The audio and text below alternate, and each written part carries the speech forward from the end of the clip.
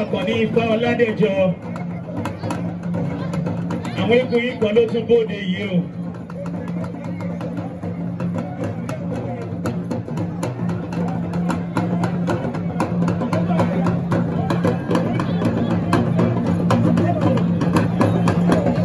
Ọjọ́ Sátọ̀dé, Ògbómọ̀ṣọ́ ẹ tún máa bọ̀ wá wo àwọn eégún.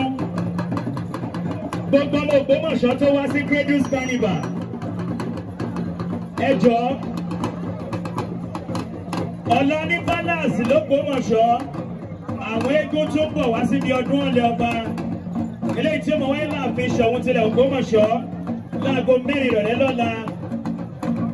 Eégún ẹlẹ́gbẹ́ leléyìí tẹ́ rí yìí. Ẹ̀yin òròfé òlòfé. Mọ̀mọ́ Adẹ́kun ìṣẹ́jú mẹ́ta o.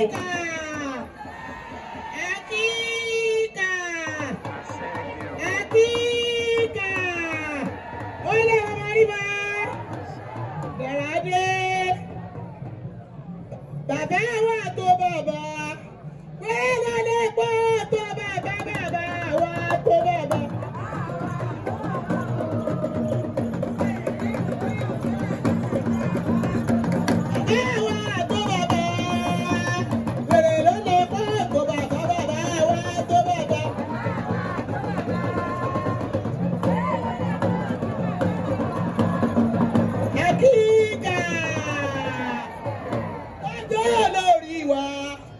Bàbá wa ní wà pẹ̀lẹ́ yìí lójó lórí wa.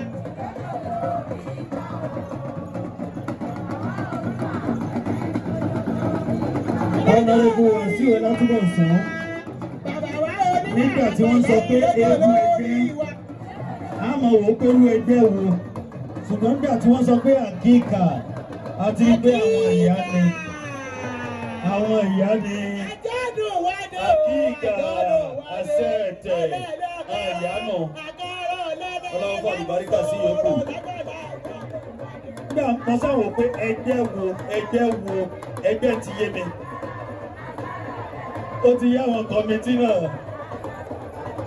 Egúngún wá dé o, Egúngún. Ẹ̀yin ọlọ́rẹ̀ náà bá àwọn ìyá mi o, àwọn ìyá mi rè o. Lábùsọ̀rọ̀ látàlá Egúngún wá dé. Àìmọ́lìkì, ẹ̀yin gba apọ́tímẹ́ǹtì lánàá lọ lọ́wọ́ àwọn ìyá o.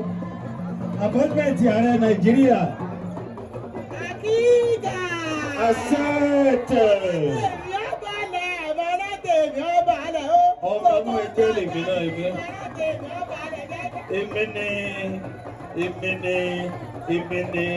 Èmi ni Honorable Ọlátúbọ̀sún. Èmi náà lọ́bẹ̀. Èmi náà kápò owó. Thank you very much. Honorable. Honorable Baviki. Our ẹgbẹ́, thank you very much. Ẹ̀yin ẹlẹ́gbẹ́ ṣe wo.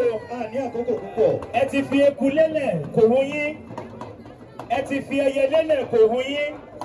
Ẹ̀yin òròfé òlòfé ti dáṣọ bẹyọgẹ. Ìsọ̀kò lágẹmọ kò ní á kú. Ìsọ̀kò lágẹmọ kò ní á rọ̀. Pípọ́n báyìí làṣọ ni wọ́n pa kókókó. Ẹ̀dùn náà ajé mo lẹ́yìn tí ń ṣe mítìnì. Ọjà àgbò la ti ṣe mítìnì. Lọ́dọ̀. Tí Flavour òdòdó ẹ̀mí ń bọ̀ wá sí stage. Àwọn ẹlẹ́gbẹ́, thank you very much. Ẹ ṣé.